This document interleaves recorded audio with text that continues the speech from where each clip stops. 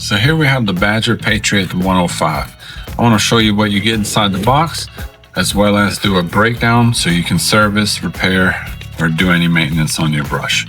First thing you will find is a basic instruction guide, as well as some parts on the back with some part numbers. There's a little Allen wrench in here, and the airbrush itself.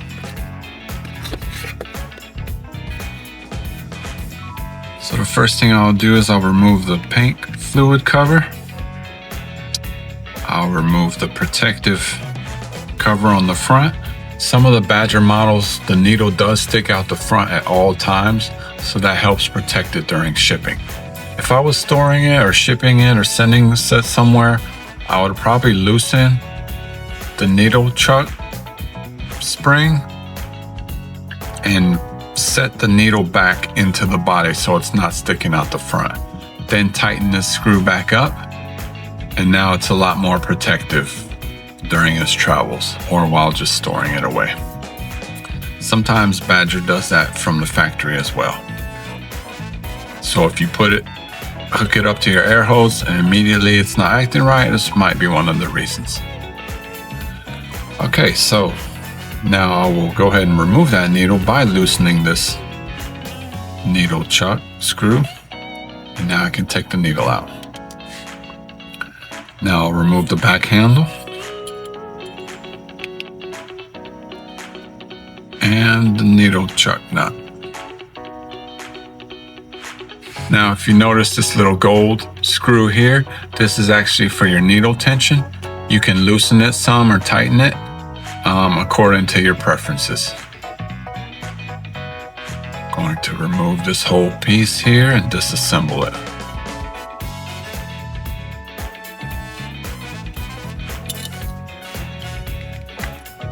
So this is your needle chuck. This is the needle chuck guide, and this is that tension spring. If you take that off, you will find the spring is inside this housing here, like so.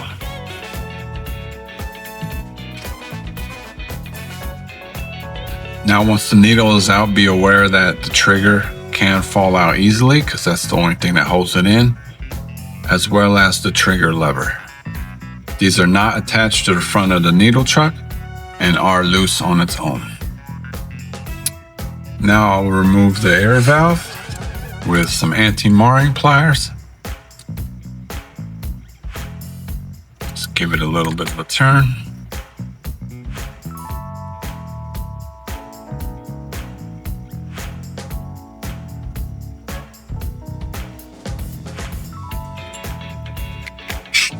If you do need to service your air valve, there is a spring and plunger inside, and that's what the little Allen wrench is for. It's hard to see, but this is actually an Allen wrench slot in the top of the air valve there. So just give that a little turn, and it will loosen that nut there holding the spring and the plunger in place. And that's pretty much your air valve assembly right here. And the last thing you'd want to remove, or that's removable on the front of the brush, well, there's two things, but here's the air cap. Take note, this air cap does have a little F on it. I'm sure it's hard to see, but that stands for fine, so you can identify what air cap you have on it. Then the hold down ring. Usually the nozzle will come with it because it's compression fit. It just sits inside the hold down ring. And that just pops off like so.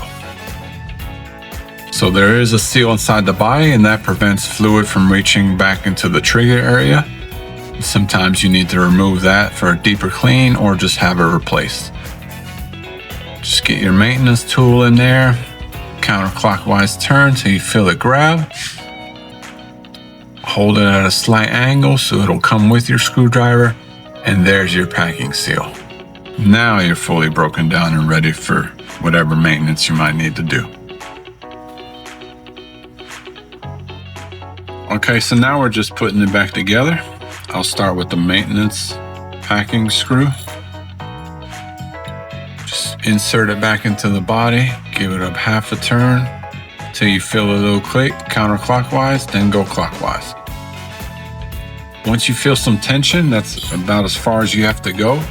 You don't want to over tighten it or under tighten it. You can test it by putting the needle into the body and making sure there's some kind of tension there.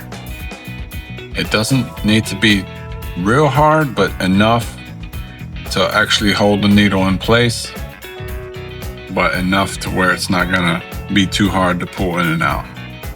That needle almost fell out, so I need to tighten it just a little bit more. Okay, now that that's in place, I'll go ahead and put my air valve back together. Pointy part up, plunger side down. Push that back into the body. Then take this tiny spring and reinstall the screw. Tighten it up with your Allen wrench and make sure it's functioning properly. Now I'll just put it back into the bottom of the body.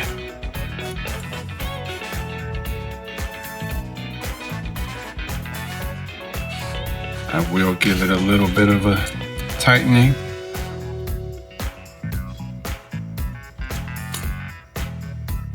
I'll go ahead and put the front end back together. I'll grab my hold down ring and insert the nozzle into the hole there. Then I will screw it on, which compression fits it to the body. Press and fits. Now I can put the air cap on. I'll go ahead and put the lid back on it.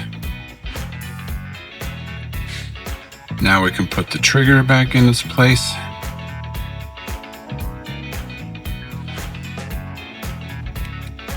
This part's a little bit tricky if you haven't done it many times.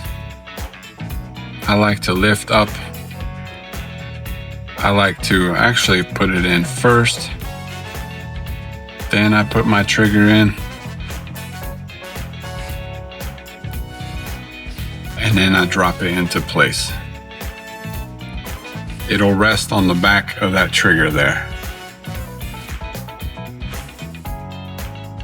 Now I'm gonna assemble my needle chuck parts. So I take my sleeve, insert the spring back into the back where the tension screw would go.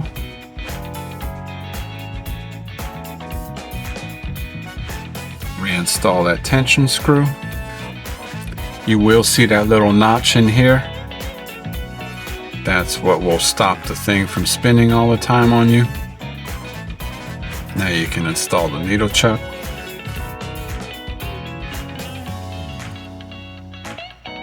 Make sure that's working nicely. And now screw it back into the body. Counterclockwise spin for a little bit till you feel it catch. Now you're gonna wanna grab the needle chuck and twist it till you feel it slide back into the guide some, because you have to go further with the guide. You can't stop where it's at. You want that all the way into the body and the guide all the way into the sleeve.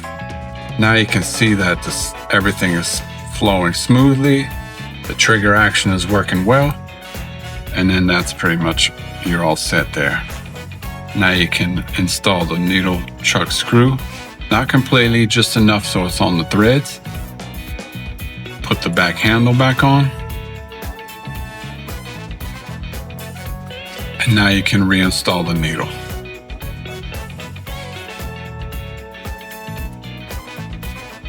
Just until you feel it touch and tighten it back up. And then last but not least, your protective cover. And now you're all set to begin spraying again. Thanks for watching, everyone. Get them here at spraygunner.com.